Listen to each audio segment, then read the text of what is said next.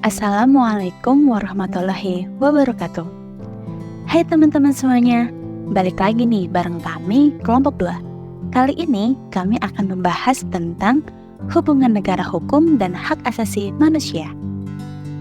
Berikut merupakan anggota dari kelompok 2. Ada Fahrul Muzakir Sidik, Wulan Menindasari, Adzan Takian Firdaus, Nabila Rahmadani, Tias Sulistiawati.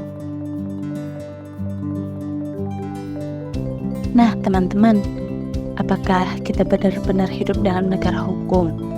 Hukum ada, aturan juga tertulis lengkap, tapi kenapa masih banyak rakyat yang tidak bisa merasakan keadilan? Bukankah hukum seharusnya melindungi, bukan menindas? Dan bukankah hak asasi manusia seharusnya dijunjung tinggi oleh negara? Apakah negara hukum dan HAM hanya sebatas teori? Yuk, mari kita bahas lebih dalam. Pengertian negara hukum.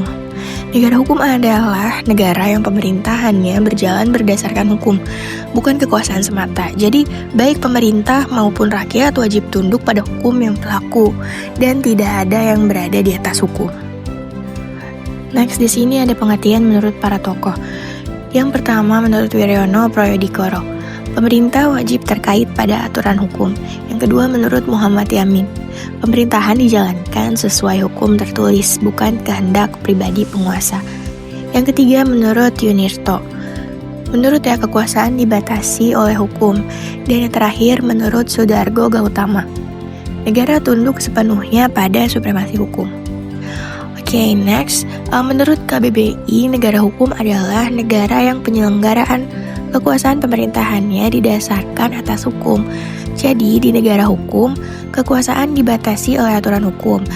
Ada jaminan perlindungan hak asasi manusia, serta setiap tindakan pemerintahan harus sah secara hukum. Ciri-ciri negara hukum.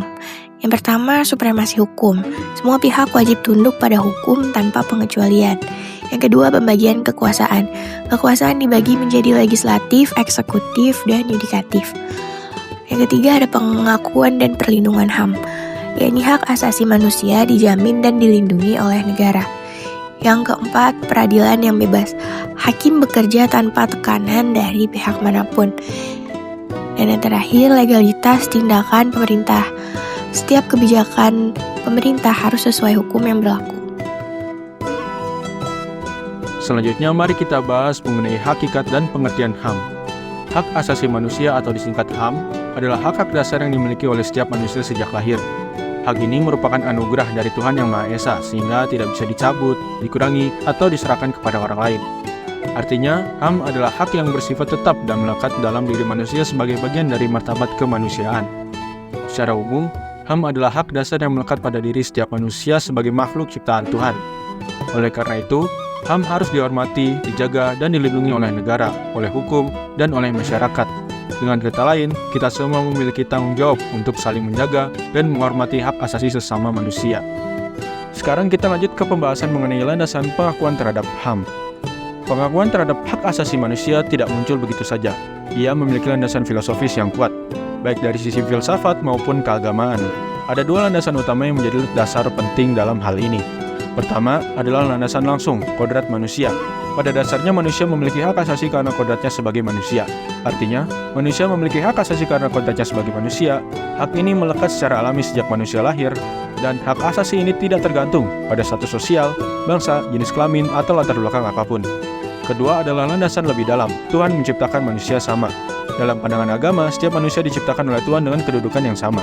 Artinya, manusia diciptakan oleh Tuhan Yang Maha Esa dalam kedudukan yang sama tanpa perbedaan bawaan. Dan, perbedaan antara manusia hanya terletak pada amal atau perbuatannya, bukan pada penciptaannya.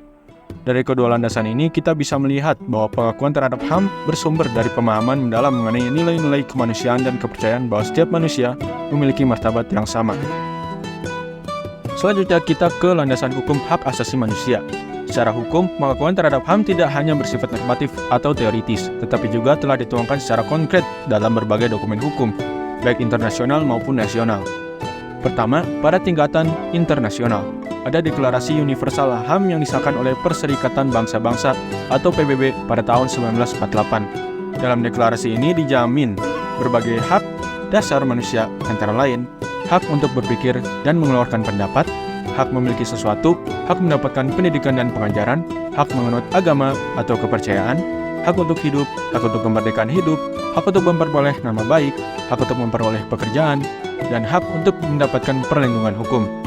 Kedua, pada tingkat nasional, Indonesia memiliki Undang-Undang Nomor 39 Tahun 1999 tentang HAM. Dalam undang-undang ini dijelaskan berbagai hak asasi yang dijamin oleh negara, seperti hak untuk hidup, hak berkeluarga, hak mengembangkan diri, hak atas keadilan, hak atas kemerdekaan, hak berkomunikasi, hak atas keamanan, hak atas kesejahteraan, dan hak atas perlindungan. Melalui kedua dasar hukum ini, kita dapat melihat bahwa HAM bukan hanya ide atau prinsip moral, tapi juga menjadi bagian dari sistem hukum yang wajib dihormati dan ditegakkan. Bidang-bidang hak asasi manusia.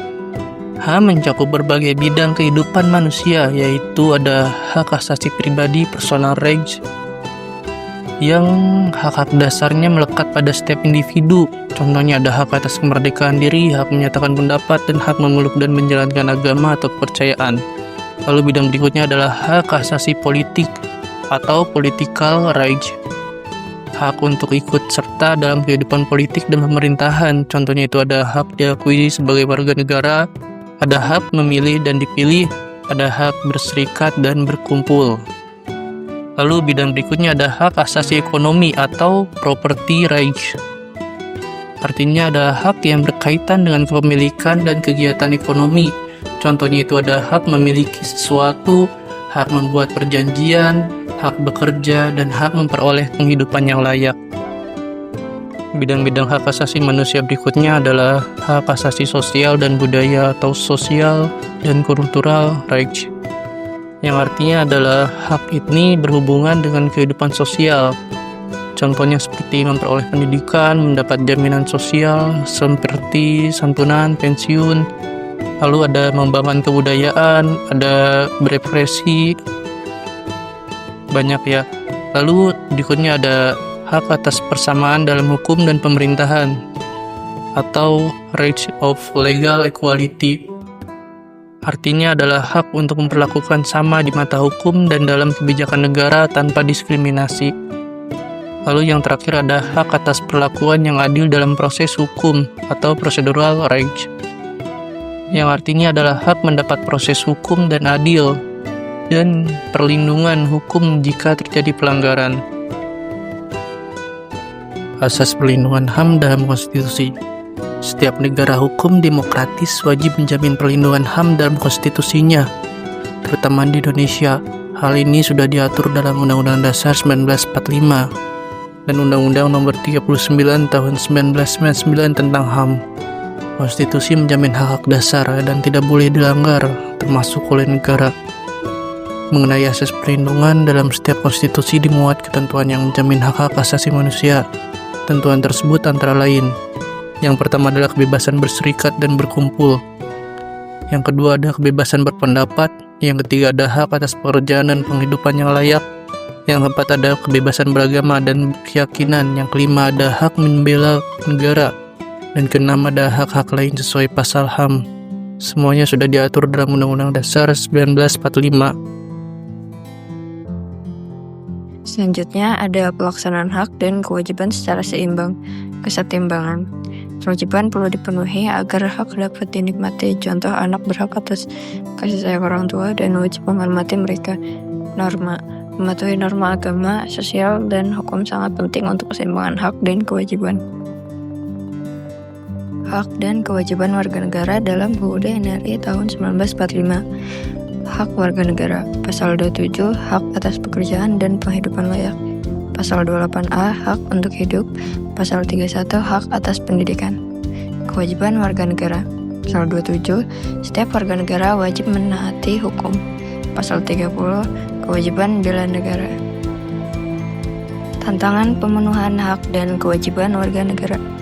Masalah sosial. Tindakan kekerasan di masyarakat dan pelanggaran hukum, ketidakpatuhan terhadap peraturan lalu lintas dan norma sosial, kondisi digital, kebebasan berekspresi di media sosial yang sering menimbulkan konflik. Berikut merupakan kesimpulan dari materi yang telah kita bahas. Hak dan kewajiban warga negara saling berkaitan dan tidak dapat dipisahkan.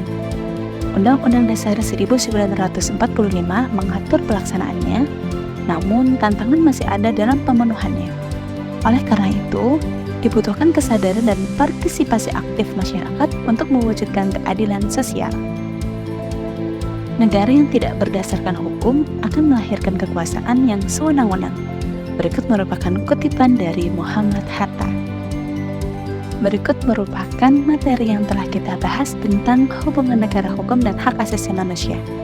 Kami mohon maaf apabila dalam penyampaian banyak kesalahan. Sampai jumpa di materi selanjutnya.